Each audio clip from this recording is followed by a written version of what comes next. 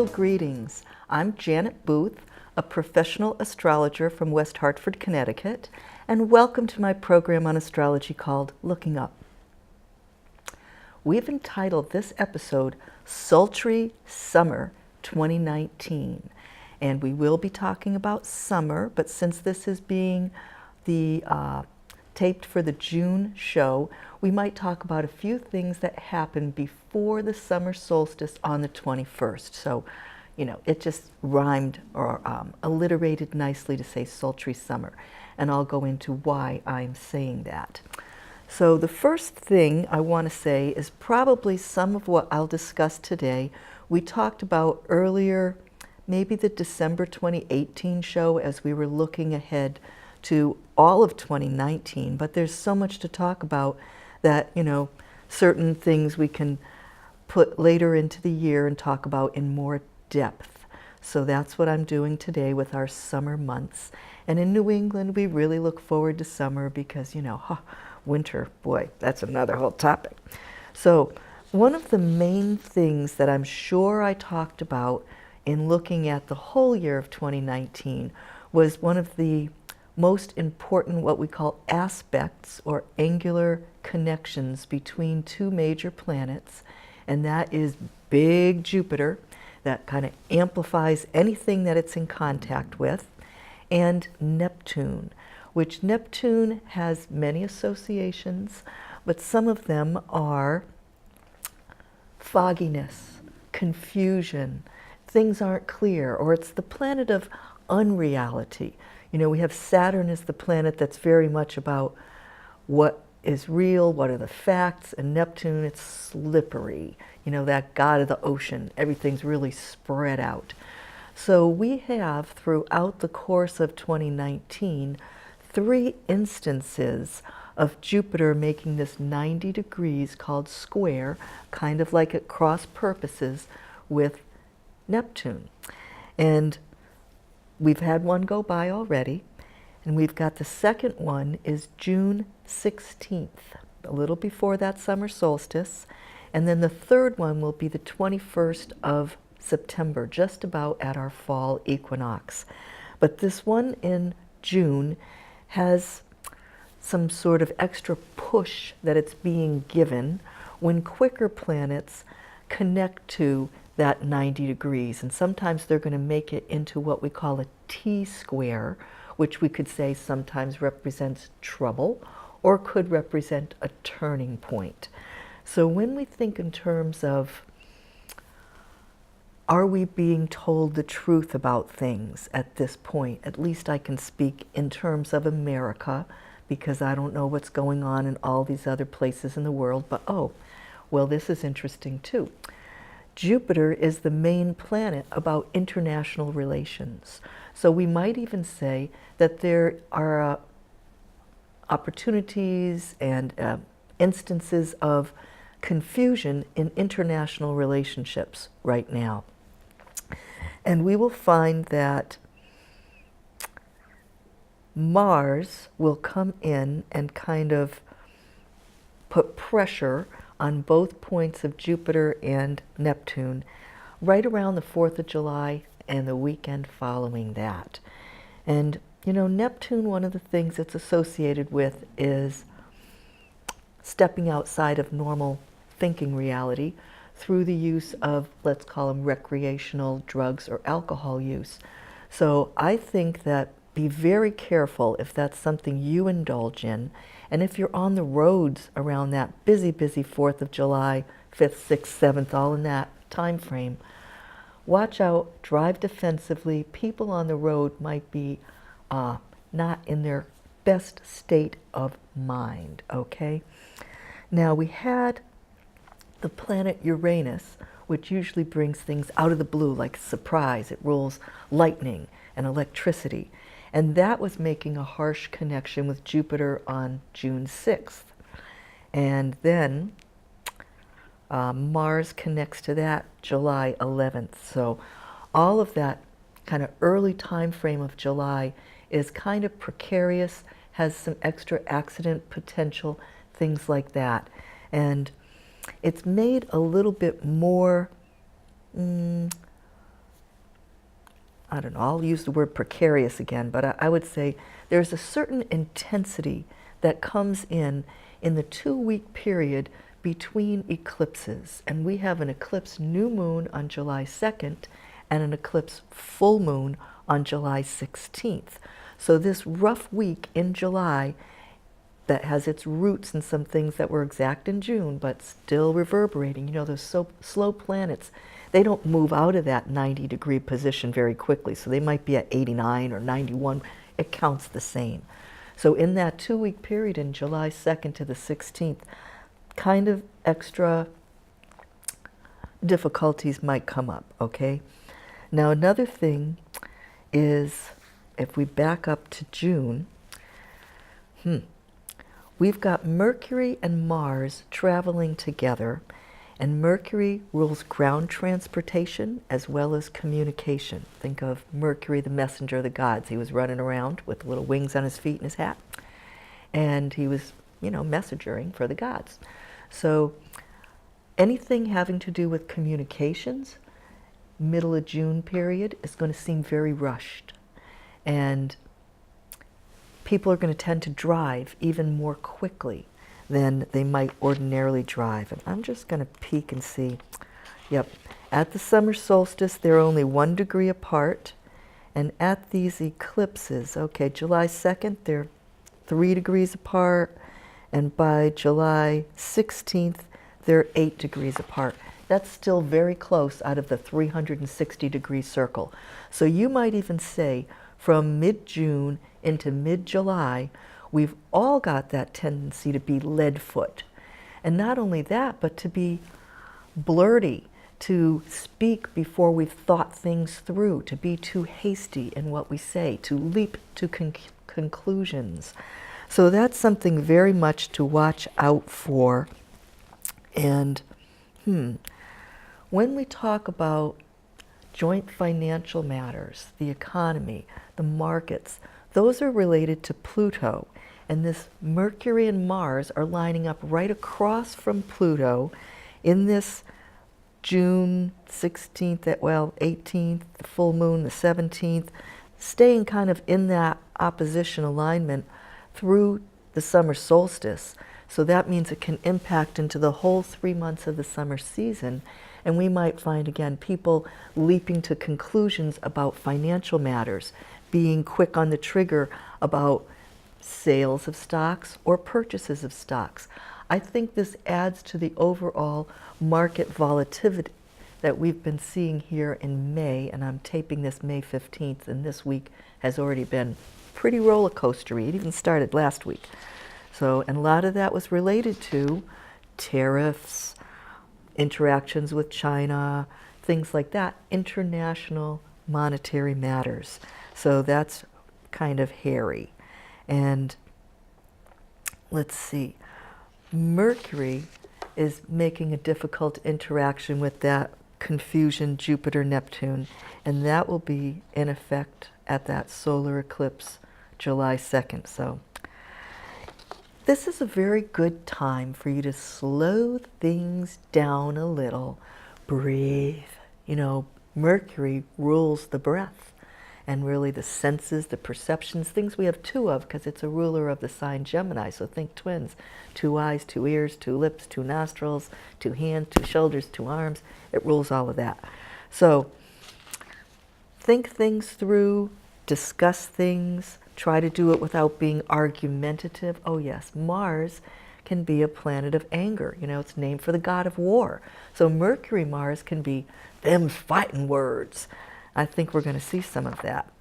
Well, that ought to make these debates that come up on the Democratic primary interesting in June, won't it? Okay, so what else do we have here? Oh, well, thank God there's a little silver lining in these clouds. June 18th is an instance of a very nice alignment, 2 signs apart, which is very harmonious, between Saturn and Neptune. So I told you Neptune is the non-reality planet, Saturn is the reality check. So I think we won't be totally, you know, bamboozled or making erroneous assumptions all the time. There's something to help ground us. And Saturn is moving through its main sign that it rules, Capricorn, for a couple of years, and we're just about halfway through that or so. And so it's really a time for checking in with what reality is. And sometimes Saturn also relates to knowing what your limitations are and dealing with restrictions. And it's a planet about laws as well, sort of law and order planet. So when we speak of the summer solstice, the chart for the exact minute that the sun enters into the sign of Cancer would be our summer solstice, and that occurs on Friday, June 21st at 11:55 a.m. here in Eastern time zone, and you can adjust that for other time zones. So we can actually do a chart, and astrologers typically do this if they're looking at worldly events, called mundane astrology. The word mundane means of the world. So what we see here is, as I mentioned, this Jupiter and Neptune 90 degrees, and Venus is making that into a T. It's across from Jupiter, and both of them are at 90 to the Neptune. So Venus, it's a love planet. It might say, geez, during the course of the summer, we talk about summer romance. Those might be very ideal or idealistic or full of fantasy and not so much about reality. No, Saturn's going to help that out. Saturn's going to help keep our feet on the ground about money matters and love matters, because Venus also rules money, one of the money planets. And, this is taking place. Jupiter's working its way through Sagittarius. Neptune's working its way very slowly through Pisces. And Venus at that time will be in Gemini. So those three signs, plus the other sign, Virgo, that's in this category we call the mutable signs, which are very adaptable and flexible, those are probably the signs that are going to feel the most, I don't want to say pressure, but push from this T-square to kind of turn the corner and do things a little differently, maybe about assumptions or communication about love or money matters. Because that Gemini that Venus is in is a communication sign. So I also note that the little asteroid Juno, Juno, who is named for Jupiter's wife, and it has a lot to do with marital matters, that is going to be approached and joined by this Mercury and Mars over the course of the summer. It's about 6, maybe 5 degrees from Mercury and 7 degrees from Mars at that summer solstice, and it's not as quick as Mercury or Mars, so they catch up with it. So now Juno is one of these thousands of asteroids that's out in a belt between Mars and Jupiter. The Mars orbit time is 2 years and 12 years for Jupiter. So somewhere at about the orbit of 4 to 6 years are all these smaller bodies. Maybe there was a big planet there that got smashed to smithereens and we just have this sort of planetary debris. But out of these hundreds of thousands, actually, of asteroids, the first few hundred were named for mythological gods and goddesses like our planets are. So that's how this Juno came in. And some years ago, maybe 10, when I did a big, I participated in an ongoing research group run out of West Hartford by Alfie Lavoie, and we did a study about marital partners' charts and what factors from the husband's chart to the wife's or the wife to the husband showed the most statistically significant connections. And Juno was one of the top scores on that study. So I know it really does have to do with marital matters. And so what we might find is that a lot of couples are either thinking about or talking about marriage this summer, and maybe even speeding up the conversation or moving up a wedding date because of that speed factor of Mars with the communication factor of Mercury getting close to Juno, the marriage asteroid. So when I look at these eclipse charts, Let's see. Oh, I don't have Juno written on those. Okay. But I do know that by the end of July, Mars and Juno are exactly at the same degree in that new moon chart, July 31st, and they're only 2 degrees apart 2 weeks later at the August 15th full moon.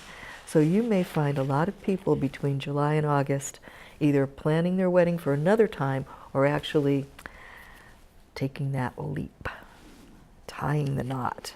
Okay. So let's talk for a second about another thing that happens it starts getting going before we even get to June. When Sun enters Gemini this year on the 21st of May, Mercury is exactly with it, so they both enter Gemini together. And then Mercury, being faster than the Sun, is going to run way ahead of the Sun. And it'll be our evening star.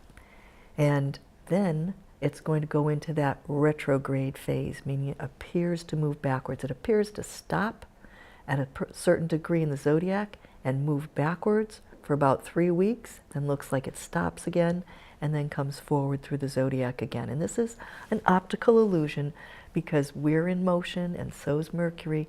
And you can think about how if you've been on a train with another train on a track next to you and you're both going forward but one's going faster and you feel like the other train's going backwards in relation to you or you're going backwards in relation to the other train, or 2 cars that pull away from a red light turning green, you might get that same phenomenon.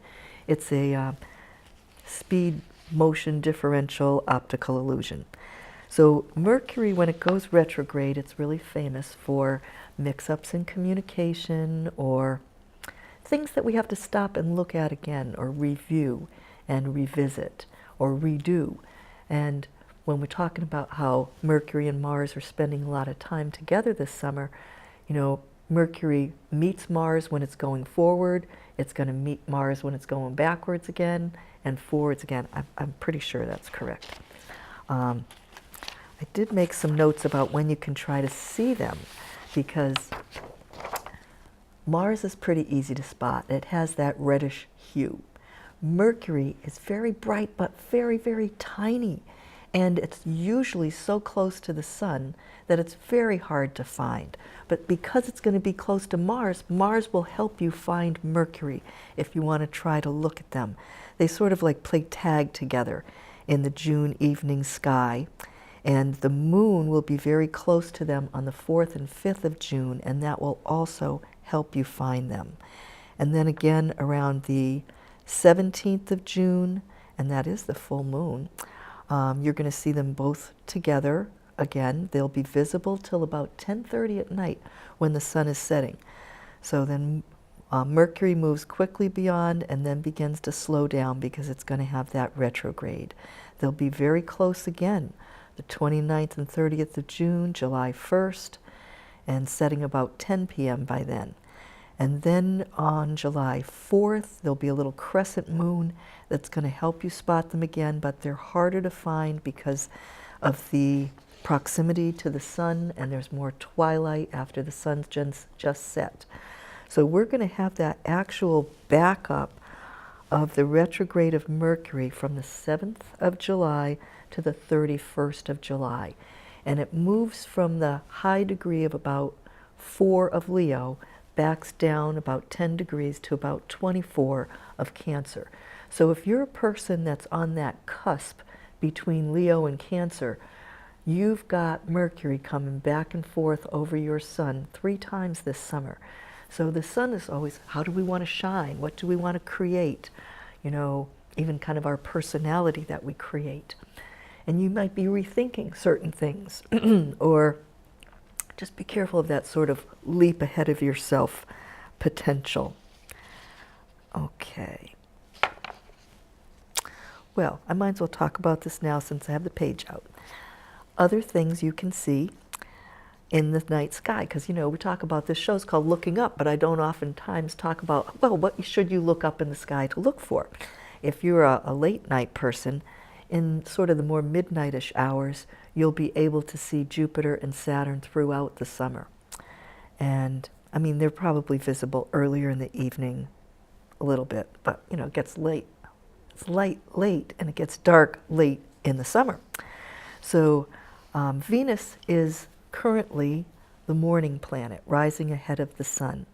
And it is visible in that morning sky until about July sometime. And each day it's rising a little bit later, and so it's not up as long or up as high in the morning sky. And it finally becomes invisible when it kind of disappears into the sun's beams around, depending on what your visibility is with, you know, if you have a high position to look east in the morning, or if it's blocked by buildings or trees, somewhere between around the 18th to the 24th of July, and you won't see Venus anymore. And when I did the show last month, the May show about our lovely neighbor Venus, we talked about how in Venus's cycle between Earth, Sun, Venus positioning, when Venus gets together with the Sun, kind of on the far side, it's on the far side of the Sun going around, they are traveling at about the same pace. And so we won't see Venus for a long time until the fall, and then it will come out as the evening star. So that also means that all summer, Sun, which is one of the rulers of the heart in astrology and kind of our center of our soul and our self and our chart, when that's together with Venus, it's a wonderful time for self-appreciation and self-love, but it can also say, well, I want to be creative in romance, or I want to just plain be creative, because Venus is also, what are we attracted to? What's beautiful? And it has an association with art. So you might find that this is a very artsy summer for you. But this might add to that fact of, oh, everybody's in love with love. And with that Juno close to, you know, Mars, we want to act on it. So, oh, I think it's going to be a great summer for summer romances. Now, why did I talk about Sultry? Oh, I'm going to get to that in a second. Oh, this is interesting. Okay. August 23rd, when the Sun enters Virgo, Juno is together with the Sun. So we're still looking at people that are very focused on marital matters, whether it's planning a wedding. But I mean, if you're already married, you might be saying, oh, we're kind of examining our, you know, union and how well it's doing. And Venus will be exactly together with Mars the next day on August 24th. I don't recommend weddings around them because it's in the waning portion of the moon cycle after the full moon, so it's not the growth cycle. And when we get to, September is still part of the summer. On 9/14, Mercury and Venus are together, and they enter Libra together, which is Venus's sign, and it has a lot to do with love. So, sultry, I looked that up. I like the alliteration with the S of summer, but it usually means kind of like hot and steamy. It can also mean sensuous. So when I talk about Venus together with the Sun and Mars with Juno, that's got some of that love and sensuality or expression of relationships in a bedroom kind of way that can be pretty sultry. But as far as weather goes, okay, there is a whole practice or a study of astrology and meteorology weather. I am not an expert. I dabble in it. I find it fascinating.